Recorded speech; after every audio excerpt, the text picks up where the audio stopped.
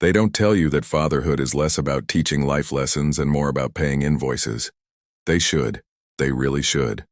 Hallmark cards should come with fine print that says, "Congrats, Dad. Hope you enjoy funding someone else's Uber Eats for the next 2 decades." I used to think I was doing okay at this whole fatherhood gig. Not great, mind you.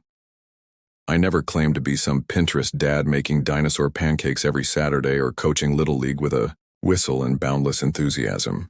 No, I was more the "I work 60 hours a week so you can have health insurance and a Netflix account" kind of dad. But none of that mattered the day my 24-year-old son, Ethan, looked me square in the eyes, fists clenched, and said, "You never did anything for me. You're a terrible father." It hit me like a slap from someone you've fed, clothed, and literally bailed out of credit card debt. Twice. Let me back up a bit. This wasn't some spontaneous outburst. It was a Tuesday. Tuesdays are when all the emotional grenades tend to land in my house, probably because it's just far enough from the weekend to feel hopeless and too early in the week to drink about it. Ethan was home for dinner. By home, I mean the house I still pay for, where he has a room bigger than my office and a closet full of Jordans he never paid for. Dinner was my famous lasagna, which is just me heating up something frozen and pretending I made it. He showed, up late of course, smelling like weed and disappointment, muttering something about chill vibes and crystals realigning. Whatever that means. We sat, ate, and I asked, foolishly, how his job search was going. I should have asked how his naps were instead. That would have been more fruitful. He scoffed. "I'm not doing that corporate rat race crap, Dad. You wouldn't get it." I sipped my wine. "No, Ethan, I wouldn't understand the benefits of no income, no resume, and no plan." Silly me. He rolled his eyes so hard I could practically hear them dislocate. And then it spiraled. He said I never supported him, that I was emotionally distant, that he's had to figure everything out on his own, that I only ever cared about money, that I made him feel like a burden. A burden.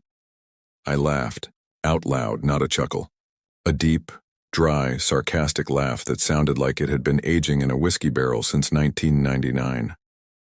"Ethan," I said slowly, "I paid for your private college degree in communications. Despite your inability to communicate without yelling, I bought you a brand new car on your 21st birthday. Not a used Civic. A brand new Subaru, because you said it was safe for vibes. I've covered your phone bill since you were 13 and your therapy bill since you were 19. I even helped you out with rent that time you decided to move in with that girl who sold essential oils and claimed bread was a government conspiracy. And I never did anything for you?" He looked at me like I had committed a war crime. "You think money solves everything?" he hissed. Right. Because if I had just hugged him 3 more times in 2010, maybe he'd be CEO of Apple by now. "My bad."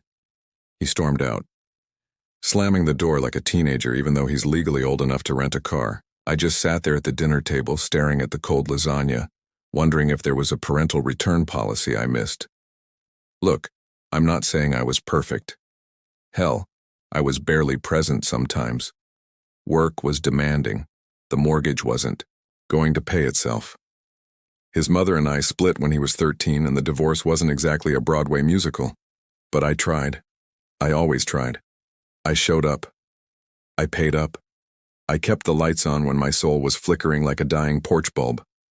You know what's funny? When he was 7, he once told me I was his hero. Drew a picture of me with a cape and everything. I still have it. Folded in a drawer I never opened because now it just feels like a cruel joke. I've come to realize that being a parent is like being a magician. You pour everything into making sure the trick works, that the audience gasps and claps. But one day they grow up, see the wires, the mirrors, the sleight of hand, and instead of saying thank you, they call you a fraud. I went to bed that night in a house I paid for, full of silence I didn't ask for. Ethan didn't come back. I knew he'd be crashing at his friend Kyle's place, the one who sells NFTs and thinks deodorant is a government control tactic. I didn't text him, didn't call. What would I even say? Sorry I ruined your life by paying for all of it? It's a weird feeling, knowing your kid sees you as the villain in a story you wrote trying to be the hero. But I guess that's the curse of growing up. One day the people you love the most turn you into a metaphor for everything they hate. I should have seen it coming. The signs were all there, the increasing entitlement, the condescending tone, the unpaid credit card statements that magically made their way into my mailbox. But you keep hoping it's a phase. That one day they'll snap out of it. That one day they'll look at you and say, "Thanks, Dad, you did your best." But no. Instead you get, "You never did anything for me."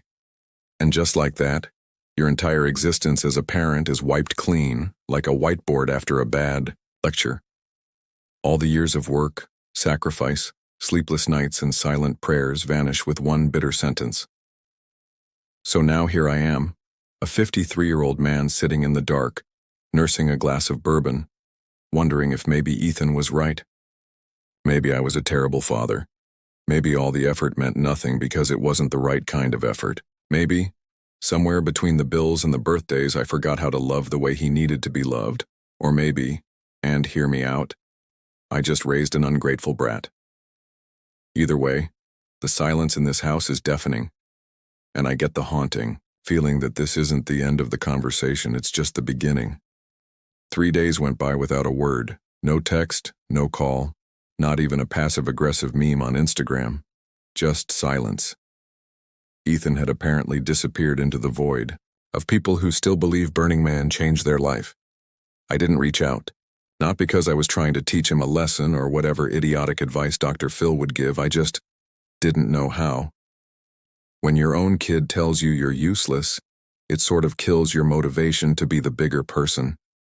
Especially when you've spent the last 2 decades being the only person.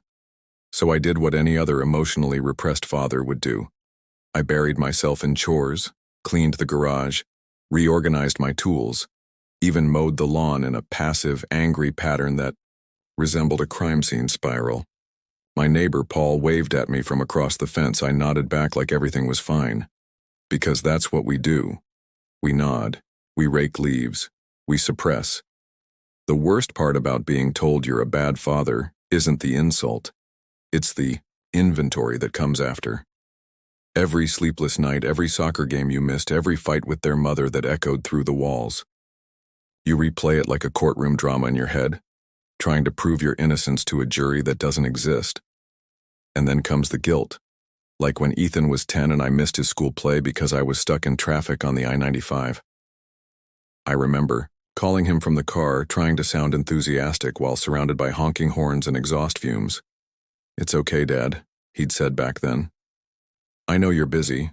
I should have known those "it's okays" were the emotional equivalent of IOUs. You think you're fine because they don't complain. But then one day they cash all those IOUs in a single outburst, and suddenly your entire legacy is overdrafted. Ondo. The 4th day I got a call, not from Ethan, from the bank. Apparently someone had used my credit card to order $672 worth of camera equipment online. It was shipped to an address in Brooklyn. I live in Connecticut. I don't even own a camera, unless you count the broken one on my iPad that's only good for unflattering forehead selfies. Didn't need Sherlock Holmes to figure out who the culprit was. I called Ethan, straight to voicemail. So I did what every 50-something father with unresolved rage issues and a mild wine buzz would do. I drove to Brooklyn. He was staying at his, friend Kyle's loft, which is code for a moldy studio apartment above a vape shop. I knocked on the door like a man about to repossess a soul. Ethan opened it, shirtless, bleary-eyed, smelling like patchouli and regret. Behind him I could see a tapestry with mushrooms and a whiteboard with the words, "Crypto is consciousness." Jesus wept. "Dad?" he asked, as if surprised I could cross state lines without dying. I held up my phone, the bank transaction glowing like a neon betrayal. "Did you use my credit card to buy a drone?" He shrugged. I needed it. "For my content," he said, as if that clarified everything. "Content," I repeated, dangerously calm. "Ethan, you're not a YouTuber. You posted a video of you microwaving pizza and singing The Weekend off key. That's not content. That's a cry for help." He rolled his eyes again. I swear one day those eyes are going to roll right out of his skull and across the floor. "You said you'd always support me." I laughed. Again. Dry, bitter, the kind of laugh that sounds like it has dust in it.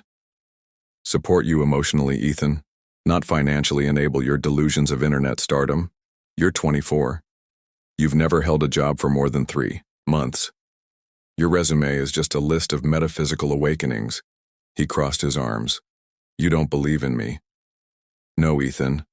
I believe in gravity. I believe in taxes. I believe that if you eat too much Taco Bell, you'll regret it. What I don't believe in is funding your mid-20s crisis like I'm some kind of parental Kickstarter. He muttered something under his breath. I didn't catch it, but I'm sure it wasn't, thank you. I looked around the apartment. Mismatched furniture, takeout containers, a dream catcher with a hole in it. How long are you planning to live like this, I asked. As long as it takes, he replied. Until I find my path. I nodded slowly. And is your path paved in my money? That's when he snapped. You just don't get it, Dad. You never tried to understand me. You just threw money at me to shut me up. You think buying things makes you a good parent? I stood there for a moment, his words stinging like lemon juice in a paper cut. No, I said. I think showing up makes you a good parent. I think being there when your mom walked out and you cried yourself to sleep at 13 makes me a good parent. I think paying for your therapy and never once bringing it up out of guilt points makes me a good parent. And yeah, sometimes I gave you money because that was all I had left to give when you shut me out emotionally. He didn't say anything. Just stared at me like I was some alien being who dared to speak in full sentences and pay his taxes. Sighed. Deep. Tired. The kind of sigh you let out when your own kid sees you as a wallet with a voice. You don't have to like me, Ethan, I said quietly. But don't you ever say I did nothing for you. Because while you were out here, finding yourself, I was losing pieces of me to make sure you could. And then I turned and left. No grand goodbye. No dramatic door slam. Just me, walking back to my car, wondering how many times a parent's heart can break before it just stays broken. I didn't cry on the drive home. Not because I wasn't hurt. God, I was hurt. But because I'd forgotten how. Somewhere between Ethan's first tantrum and his latest TED Talk about being misunderstood by the capitalist machine, I lost the ability to cry. Or maybe I just stored it somewhere behind my liver, next to the ulcers and unspoken disappointments. When I got back to my house, that quiet, painfully tidy house where his baby pictures still sat in dust-free frames, I poured myself a drink. Something dark and cheap and honest. The kind of drink that doesn't pretend to fix anything, just dulls the edges. And then I sat. Not in a dramatic whiskey commercial way, just sat in my old armchair, staring at the walls like they owed me answers. I thought about all the years, the diapers, the ER visits, the way he used to run into my arms when I picked him up from school, the handmade Father's Day cards with too much glitter and misspelled words. At what point does your child stop being yours?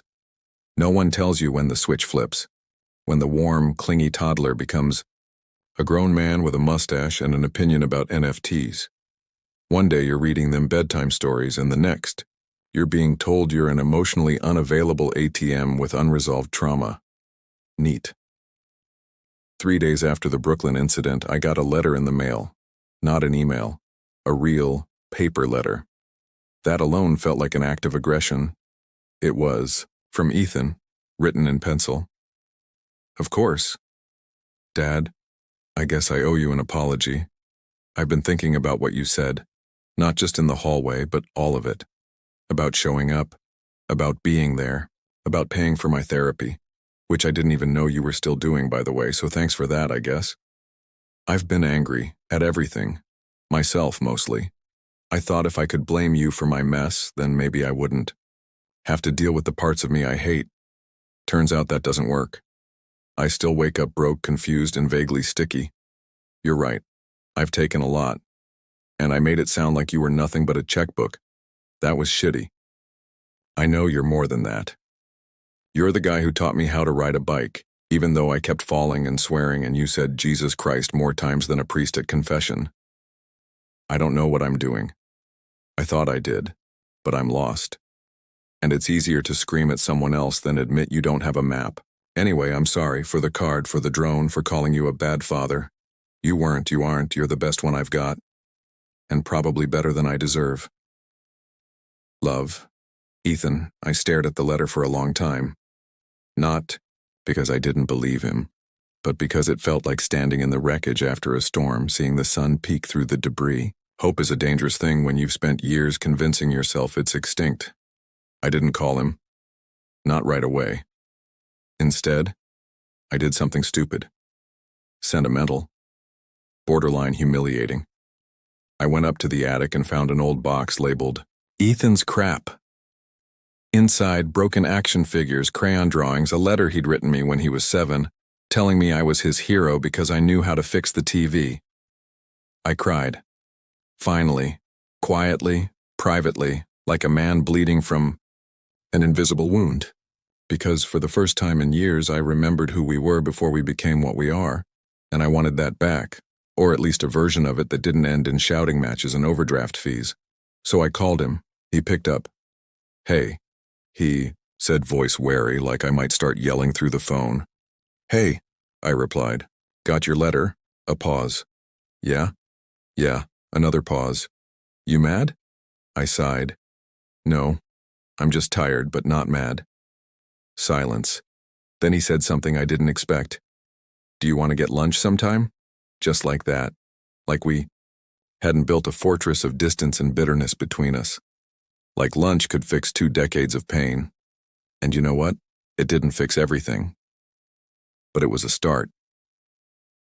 We met at a diner halfway between my house and his overpriced shoebox in Brooklyn. He looked older, tired, real, like someone who'd finally stopped pretending to have it all figured out. I brought the letter with me. He laughed when I showed it to him. God, I was so dramatic. Still are, I said. He smirked. Yeah, well, apple didn't fall far. We talked about nothing, about everything. The coffee was bad, the pancakes were worse, but none of it mattered. He asked how I'd been. I said lonely, but good at pretending I'm not. He nodded. Yeah, same. And that was the first honest conversation we'd had in years. It didn't end with a hug, or some emotional breakthrough. Just a quiet understanding. He paid for the check. I almost cried again. Progress. That night I sat back in my armchair. Same drink, same silence. But something was different. The silence wasn't so heavy. Because maybe he didn't think I was a terrible father anymore. Maybe he saw me. The man behind the money. The guy who tried, failed, and tried again. And maybe, for the first time, he was trying too.